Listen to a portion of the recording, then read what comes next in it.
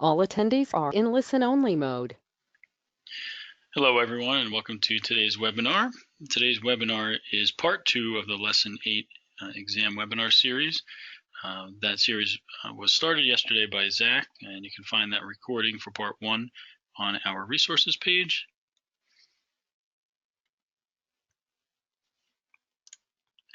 If you need to get in contact with us, here are some options via phone, email, chat, text, and making an appointment. We do encourage you to reach out to us if you do have any questions throughout your coursework.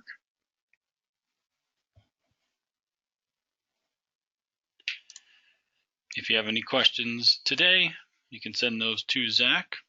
We'll be answering those for you, as seen on this slide in front of you.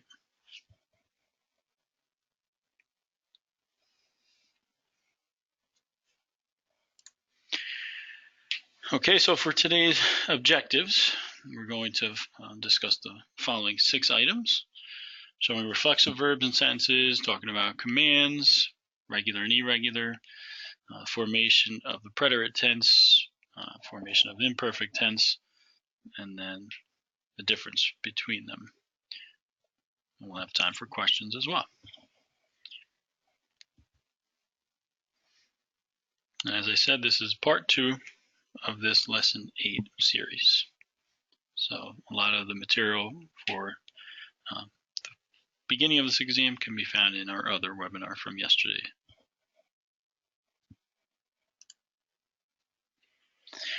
So again, just to review here, all right, as we discussed yesterday, exam 8 is a 4-part exam. You have translation from English to Spanish, you have a multiple choice section, you have translation from Spanish to English, and depending on the time of your enrollment, you'll have either a listening comprehension fill in the blank section or a free response sort of translation section where you get to write a little bit in Spanish. If you do have that version, just be careful of the directions. Some of those ask for sentences, others ask for questions.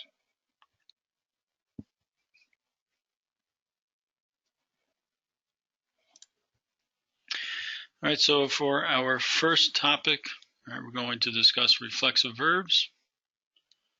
And that is a verb that indicates an action that is done to oneself. For instance, washing one's hands, one's own hands, not the hands of another person. And as you can see, we have a few example sentences here in the middle of this slide. The first of which is a reflexive verb, lavarse as seen above. And when conjugating this, all right, any type of reflexive verb, you must have a reflexive pronoun before the conjugation. And you'll see a little bit more about that on the next slide, as it says at the bottom here. If you notice, there's a difference between the first example, I wash my hands, versus the second, I wash the dishes. The second is a non-reflexive form of lavar, which just simply means to wash something other than one's own body part. All right, something like the dishes or a car, the windows, etc. And in that case, the reflexive pronoun such as may is not needed in the sentence, since it's not being done to myself or being done to me, rather, in this case, to the dishes. And then the third example, just to show a little bit of contrast, is a command, when you tell somebody or order somebody to wash the dishes. Okay, and the final note there, you'll see a little bit more about that on the next slide.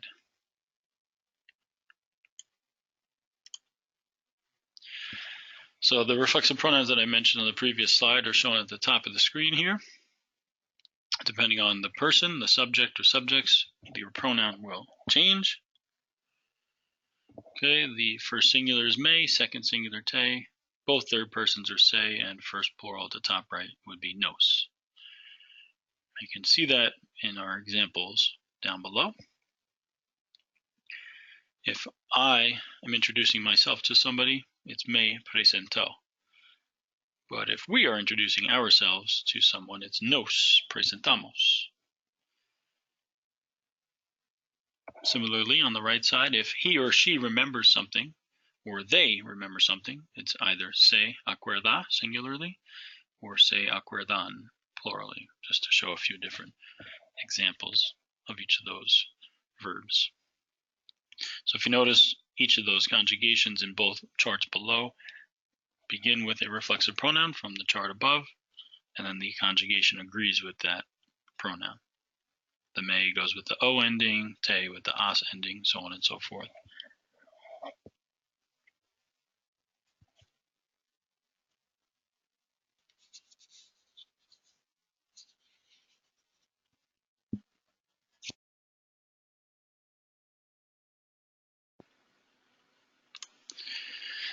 All right, and as we continue, we're going to begin with an overview of commands. And there are two types of commands in Spanish that you will see, in this session, in this lesson rather. You have a formal command and an informal command. And we're going to get into them in more detail here as we move forward in the webinar. All right, so we'll begin with formal commands. They are also known as either an usted or ustedes command. And as you can see in the center of this slide, usted, the singular form, is used to address one unfamiliar person, someone you don't know, showing respect to that one person. The usted form is never used for a group. That's what the ustedes form would be used for.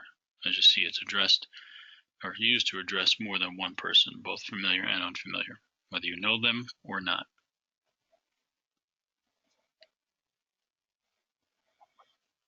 And all formal commands, both positive and negative, are formed in the same way. There's a three-step process for that, as you can see at the bottom of the slide. So you do have to be somewhat familiar with the present indicative conjugations of the verb that you're creating or forming into a command. So you would conjugate to first person singular present indicative. Okay, it's going to end with the letter O. And then you would add the subjunctive ending, which we'll see on the next slide, based on whether it is a singular or a plural command.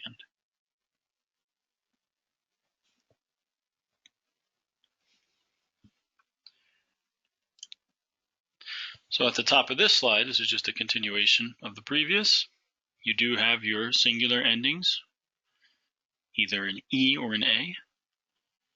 And you have your plural endings, either EN, pronounced N, or AN, pronounced AN. If you notice, or maybe if you remember anything about subjunctive, the endings are quote-unquote opposite. So an AR verb is going to take those E endings, and then an E or IR verb is going to take the A endings. And down below we have a few examples of regular formal commands. Okay, the verb hablar is to speak. So to use an usted form to tell one person you don't know that you want them to speak, you would use hable, opposite ending. And if it's in the ustedes form, a group of people, whether you do or don't want them to speak, here you see the negative form. The only difference between positive and negative would be the inclusion of no. It would be no hablen. Again, it's an AR verb, takes opposite endings.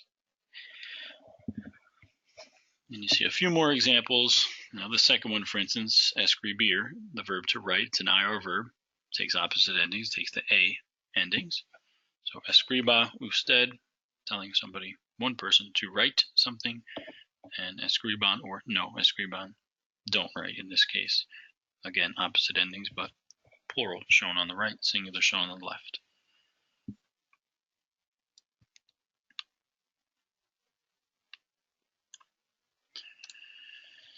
All right, and then the last part of formal commands is that there are 5 irregular verbs that exist within this type, and they are dar, estar, ir, and saber. And those are the same 5 irregular verbs that the present subjunctive tense uses as well. If you notice, just a few of them do require accent marks. Usted form of dar, the verb to give, both forms of estar, to be, but none of the other 3. Ir, to go, saber, to know, and ser, to be. So these really just have to be memorized. There's really no rhyme or reason, no conjugation rules to follow for them here or in the subjunctive tense. They do not follow regular formation rules as we just discussed on the last few slides.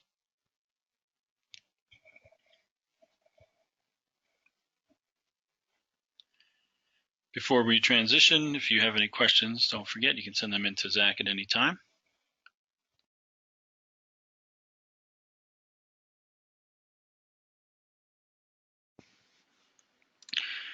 As we continue, now we'll transition from formal to now informal commands. And this command is used to address one person with whom you are familiar, someone you know, such as a friend or a family member, but it is not used to address more than one person. It's not used for a group of people. You'll only use formal commands in that case, the ustedes version that we just discussed. And one difference here between formal and informal commands in terms of formation, formal had that one 3-step process, one shared set of formation rules. However, informal commands here now on your slide, there are different rules between positive and negative formation. So for a positive command, that's considered informal. When you're addressing one person with whom you are familiar to do something, you would use the third singular present indicative conjugation. So if you notice, hablar is an AR verb. It doesn't take opposite endings because we're not conjugating to the subjunctive like we did with formal commands. We're conjugating to present indicative, but in third person singular. So habla, ahora, speak now. It's an AR verb, and it takes quote-unquote regular or normal endings as opposed to quote-unquote opposite subjunctive endings. But if it was a negative informal command, then you go back to using the subjunctive tense, specifically in second person singular. So that's why those endings look different between habla and no hables. Negatively, start with the word no, and then conjugate or use second singular subjunctive, not present indicative, as you did positively. So the rules can be a little bit confusing between formal and informal formation. Basically, 75% of commands in Spanish use subjunctive. All formal, usted and ustedes, negative informal, also uses subjunctive, but 25%, 1/4, uses present tense, and that would be a positive informal as seen on the middle of this slide here. So good thing to pay close attention detail-wise, right, is the conjugation rules for both formal and informal commands so that you do not confuse them. So that is our discussion on regular informal commands, and of course, as always, there are irregular verbs. In the informal context, there are 8 as opposed to the 5 that the formal commands have. And again, on the positive side here, words like di and as and ve, etc., those simply have to be memorized. Those are the commands themselves, even though they're short 2 or 3 letter words. Most of you may be familiar with a command like ven aquí, when somebody says in Spanish, come here. On the right side, the negative informal irregulars take subjunctive second singular. So those could follow conjugation rules. Again, an important chart to be mindful of. Positively memorizing, negatively following second subjunctive for those particular 8 verbs. So you will see a little bit about commands on your Lesson 8 material and on your Lesson 8 exam. So this is good material, good information to have handy with you. Okay, if you have any questions, you can send them in now before we move into the next portion of today's webinar.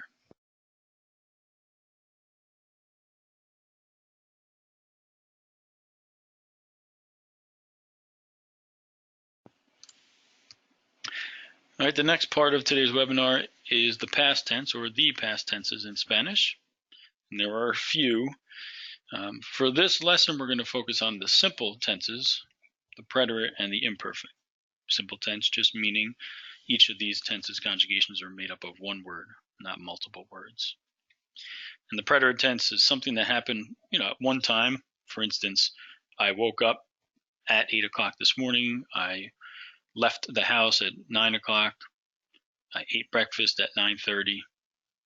Not something that was ongoing or repeated, starting in the past, which would be a use of the imperfect tense. So there is, an important differentiation between the two tenses. They're not interchangeable. So let's talk a little bit about the preterite tense, how to conjugate it, how it's translated, etc. And then we'll talk about imperfect as we move forward. So to conjugate a regular preterite tense verb, two-step process where you drop the infinitive ending AR, ER, or IR, which leaves you with the stem of the verb. And then you're going to take these new endings, either AR endings or ER, IR endings, depending on the verb at hand, and you're going to attach them to the stem. And you can see an example of that below. Contestar is the verb we're using down there. It means to answer or to contest. You would drop the AR from the infinitive, and if I was the one that answered the question, as you see in the example below, you would add that E, conteste. All right. And if it was an ER-IR verb, then you're going to use the endings that you see on the right side of the slide here. And if you notice, both groups share an accent rule. First and third person singular are the only ones that require accent marks. Just be careful. A lot of times, the third singular for ER-IR, the letters I-O back to back, oftentimes the accent is put on the wrong letter. It has to be on the O, never on the I in that case.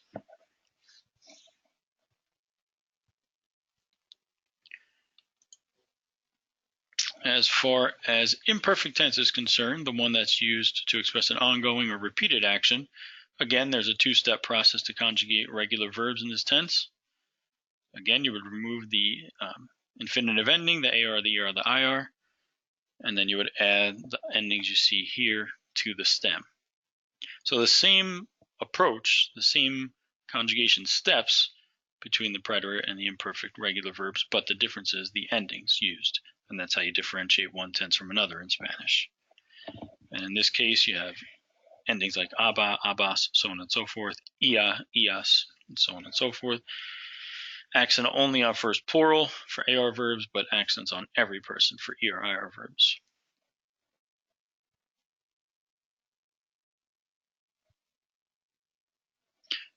Okay, so if you're thinking of that verb contestar that we used on the preterite slide, if I was answering the question when somebody else shouted out the answer, contestaba would be your conjugation. All right, you would never use the ia endings for a verb like contestar. If I was reading something, a verb like leer, L-E-E-R, then you would drop the first ER and put the IA ending on that. So you would say, yo leía, I was reading, or I used to read, or I read something for a very long time. You would never put the aba endings on an ER or an IR verb.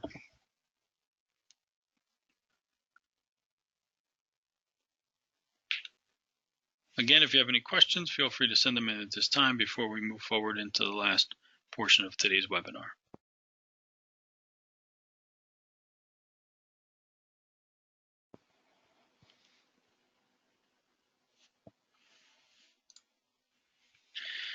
All right, and as I referenced just a little bit earlier, the imperfect can translate numerous ways. Words like was or were before a gerund, an ing verb, that's the most common. I was reading, I was answering, they were studying. Used to is another one. I used to live in a certain place. I used to go to a certain school. Right? Or it can come across the same as the preterite. So you do see some other examples of each down below. I was reading the book. As I said, probably the most common imperfect translation. I used to read the book every day, a repeated example, and then I read the book for a few hours. Even though it was ongoing, it still sounds like the preterite. But all three of those are possibilities as far as how to translate the imperfect from Spanish to English.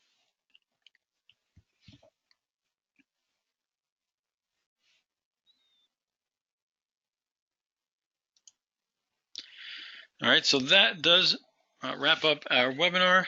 If you do have any final questions for Zach, feel free to send them in at this time. If at any point throughout your program or your course you have questions for us, please don't hesitate to reach out to us. We'd be happy to help. And if you do need additional resources, you can visit either of those two websites there. We've put a lot of different resources on there for your benefit, and they are good tools to use. So we do thank you for joining us today. If you do have any questions, feel free to send them in, and Buena suerte, or good luck with your course.